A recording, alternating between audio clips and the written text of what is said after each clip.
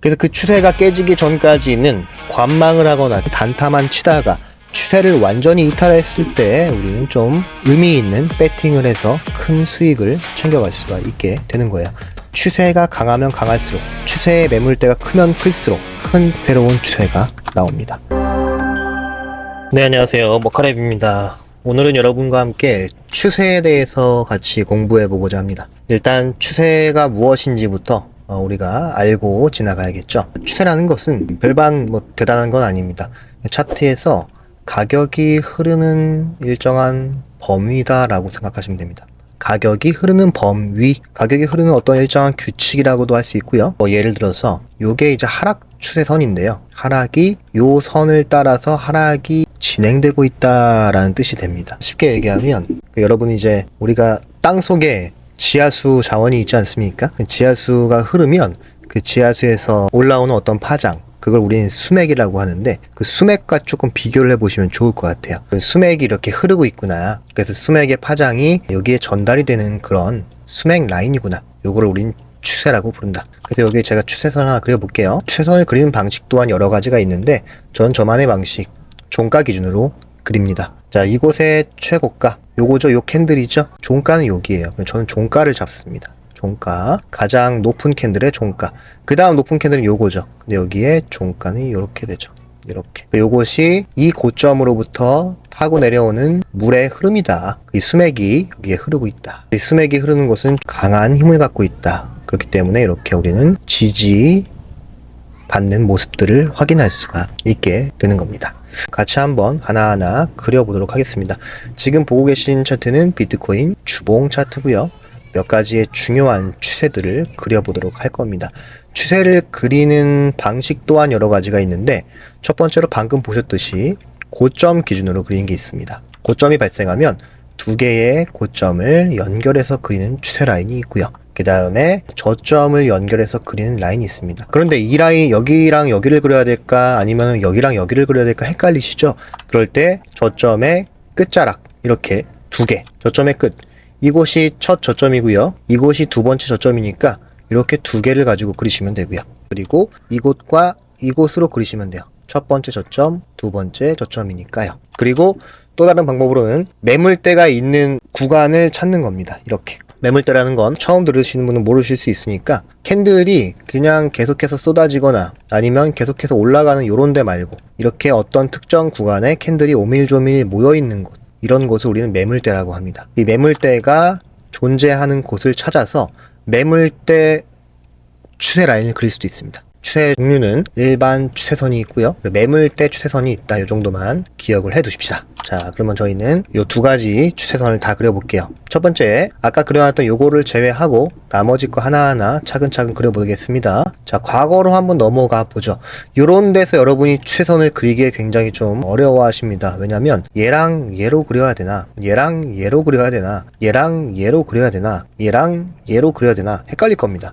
그죠? 헷갈릴 경우엔 안 헷갈리는 걸 찾으시면 돼요. 제가 볼 때 지금은 헷갈리지 않는 거는 여기 있는 매물대 요거 가지고 추세를 그리면 가장 간단하죠. 매물대가 있으니까 아까 전에 추세는 매물대 추세 라인이라는 것도 있다고 했으니까 우리는 이곳에 존재하는 매물대 찾아서 요거 하나 여기 정도가 될 것 같아요. 매물대가 두 개 있죠? 이 두 개 가지고 추세 라인을 한번 그려볼게요. 자, 첫 번째 여기 있는 매물대, 저점을 통해서 추세 라인 하나 그리고 이렇게, 자, 이 가장 낮은 캔들 요거 그리고 요거 이렇게 저점을 통해서 그린 추세 라인은 제가 녹색으로 좀 해보겠습니다. 그리고 고점, 요 매물대의 고점은 요거 이렇게 해서 고점을 빨강색으로 해보겠습니다.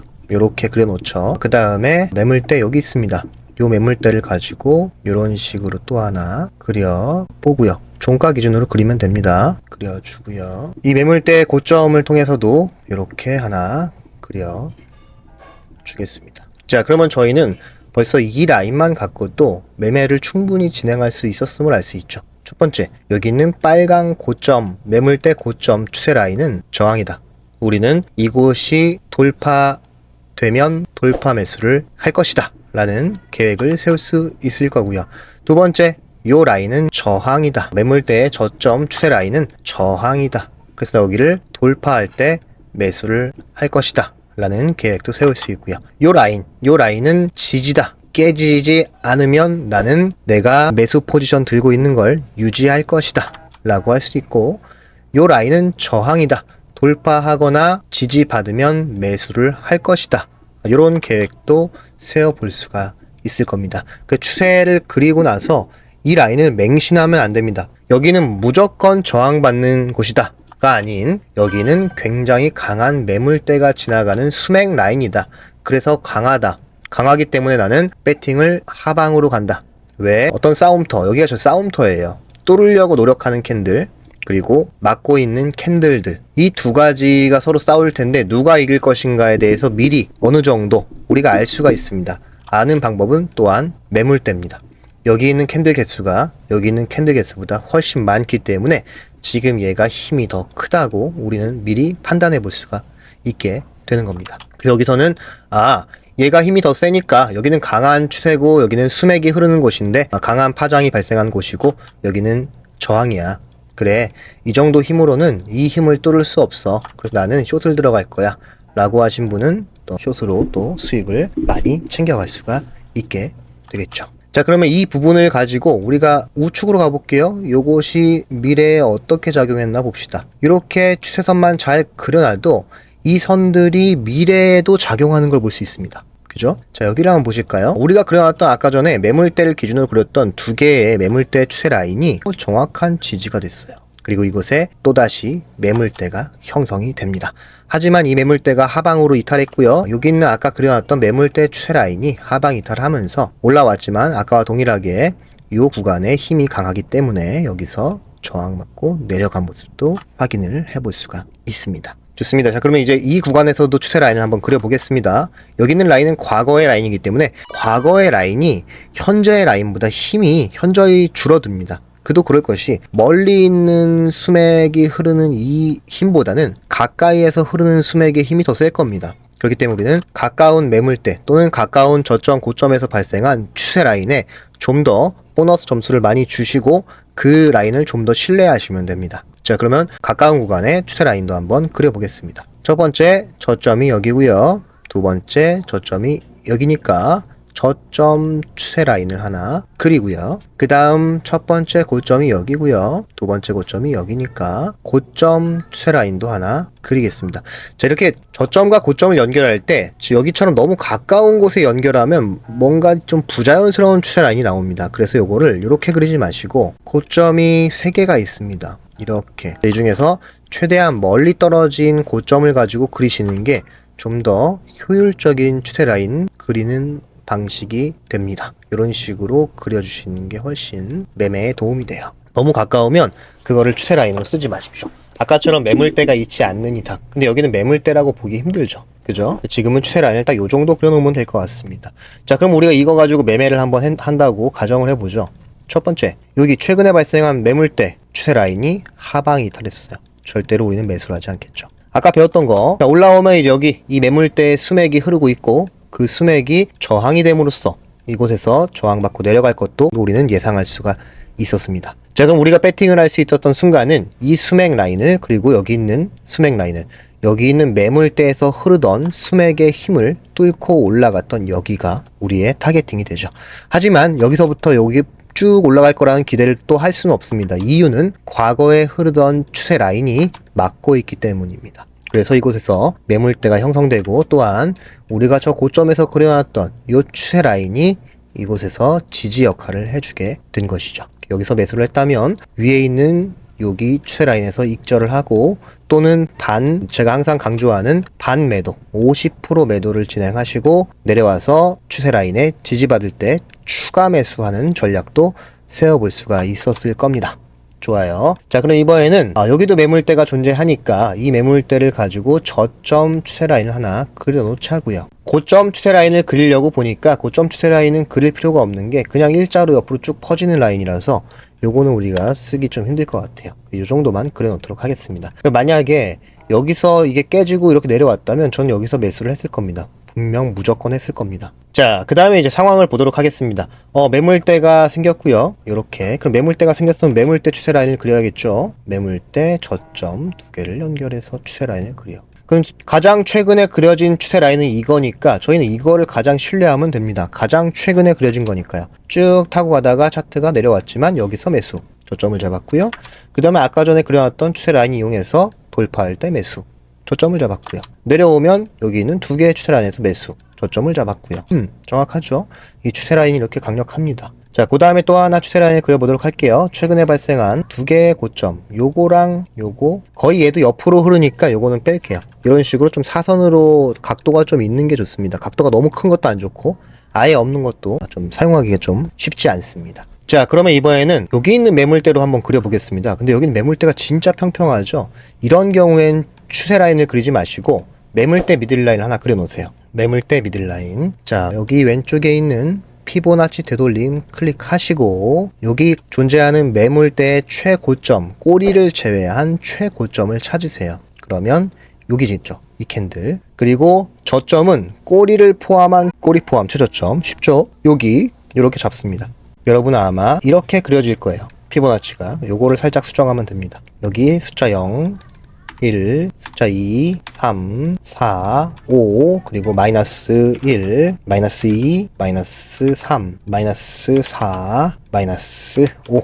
이 정도만 그려놓고 라인 오른쪽 누르기 체크하시고 라인 오른쪽 누르기 그 다음에 배경 필요 없습니다. 배경 지우시고 한 가지 색상만 쓰기 흰색으로 체크하고요. 가격을 왼쪽에서 라벨을 오른쪽으로 바꿔주시고 여기 있는 라벨 위치를 탑에서 미들로 반드시 체크하실 거 요거 로고 스케일에 따른 피보나치 레벨 무조건 체크하세요. 만약에 이것이 체크가 안 된다면 여러분은 지금 차트를 로그 차트로 보고 있는 게 아닙니다. 자, 로그 차트로 차트를 보기 위해서 오른쪽에 가격 나와 있는 여기 가격 스케일이라고 합니다. 마우스 우측 로그에 체크하세요. 로그 아마 레귤러에 체크돼 있을 겁니다. 마우스 우측 로그에 체크한다. 이렇게. 자, 그러면 이제 우리는 이거를 매물대 기준의 매물대 미들라인이라고 부릅니다. 이 매물대의 힘으로 발생한 어떤 비율들이에요. 그럼 이 비율들을 통해서도 매매를 충분히 가능하다는 것도 알 수 있죠. 저번 주에 이 라인이 하방으로 이탈을 했어요. 이렇게. 당분간은 추세가 하방 내지는 이곳에서의 어떤 횡보 추세가 이어질 수 있겠구나. 이렇게 판단하는 겁니다. 그래서 우리가 추세 라인과 그리고 매물대 미들라인만 가지고도 충분히 좋은 매매를 얼마든지 훌륭하게 해낼 수가 있게 되는 겁니다. 자, 그럼 이번에는 이 상태 그대로 해서 일봉으로 가볼게요. 일봉으로 추세를 그려보겠습니다. 자, 추세를 그릴 때 제가 주봉으로 그리고 일봉으로 그린다면 주봉 추세 라인이 일봉 추세 라인보다 7배 강하다라고 보시면 됩니다. 7배. 왜? 일봉이 7개 모여서 주봉을 만들기 때문에 일봉의 힘보다 7배 강합니다. 그럼 월봉은 월봉 추세 라인은 또는 월봉 미들라인 매물대 미들라인은 일봉보다 몇 배 강해요? 30배가 강하겠죠. 그래서 주봉 추세 라인이 일봉보다 힘이 세다. 근데 저희는 일봉으로도 한번 그려볼 겁니다. 자, 일봉으로 추세 라인을 한번 그려볼게요. 첫 번째, 이곳에 있는 저점과 여기 있는 저점을 가지고 한번 그려보겠습니다. 자, 일봉으로 그린 라인이니까 픽셀을 2픽셀로 좀 줄여볼게요. 이렇게. 그 다음에 고점이 존재하니까 고점을 이렇게 연결해서 추세 라인을 하나 그리겠습니다. 그죠? 그리고 저점이 존재합니다. 저점이 여기 존재하고 그 다음 저점이 여기에서 형성됐으니까 이렇게 추세 라인을 그려 보겠습니다. 그러면 우리는 이 추세 라인이 고점에 있는 매물대의 흐름, 물의 흐름이라는 걸 알 수 있죠. 물이 여기 차 있고 만약에 위로 뚫는다면 아래쪽에 있는 이 물이 통하던 이 공간은 지지가 되고 밑으로 뚫는다면 이 공간은 저항이 된다라고 우리는 판단을 할 수가 있게 되는 겁니다. 차트에 표시되어 있는 물의 위치는 여기지만 물은 계속 흐르죠. 우리 눈엔 보이지 않지만 여기도 물이 계속 흐르고 있는 겁니다.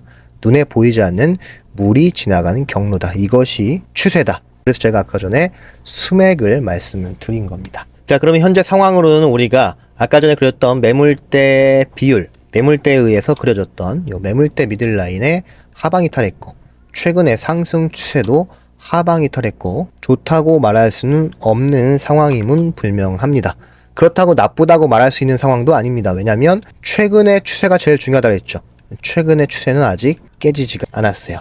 그래서 이 추세가 깨진다면 우리는 또 다른 매매 아이디어를 얻기 위해 또 라인을 추가해 보면 됩니다. 자, 눈에 띄는 구간이 여기 하나 있네요.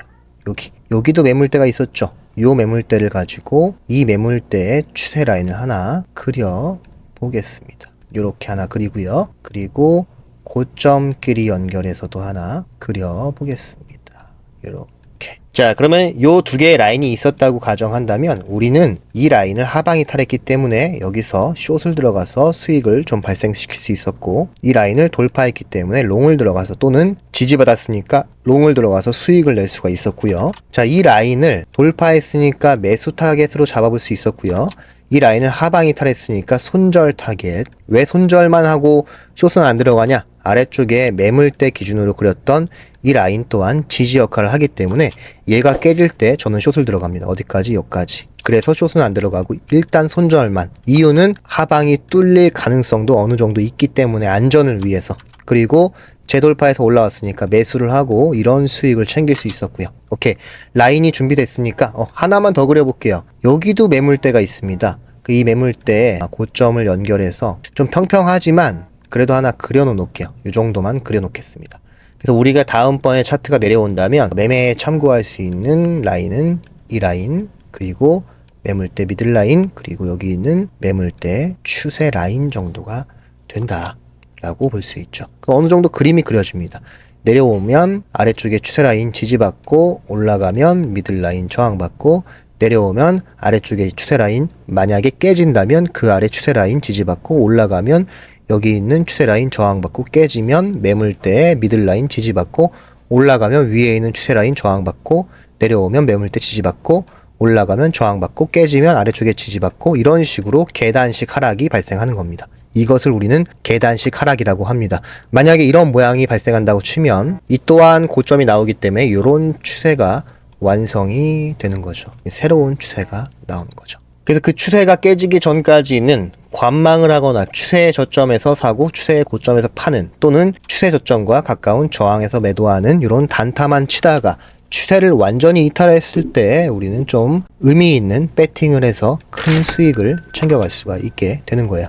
추세가 강하면 강할수록, 추세의 매물대가 크면 클수록 돌파했을 때 큰 새로운 추세가 나옵니다. 여기 보시면 추세가 아까 전에 한 개 라인 안 그렸는데 요런 추세가 하나 있었어요. 매물대가 요렇게 하나 저점 라인을 그려주고 이 안에 아까 그렸던 고점 라인까지 해서 사실은 얘는 이만큼의 힘이 위로 발생한 겁니다. 그렇기 때문에 크게 올라갔어요. 지금도 이만큼의 힘이 쌓이고 있습니다. 멀지 않아서 저는 이제 빠르면 6월 초, 늦어도 7월 중순 정도부터는 이제 여기 있는 물이 터지면서 위로 크게 움직일 거라고 생각을 하고 있습니다. 자, 오늘 이렇게 추세 라인을 통해서 여러분이 매매할 때 도움받을 수 있는, 매매의 기준이 될 수 있는 추세 라인, 그리고 매물대 미들라인 간단하게 배워봤는데, 매물대 미들라인에 대해서 더 공부하고 싶다면 제 유튜브 영상에 매물대 미들라인 영상이 많이 있으니까 그걸 참고하셔서 매물대 미들라인을 그리시기 바랍니다. 자, 오늘도 제 영상 시청해주신 여러분 모두 감사드립니다. 다음 시간에 또 찾아뵙도록 하죠. 바이바이.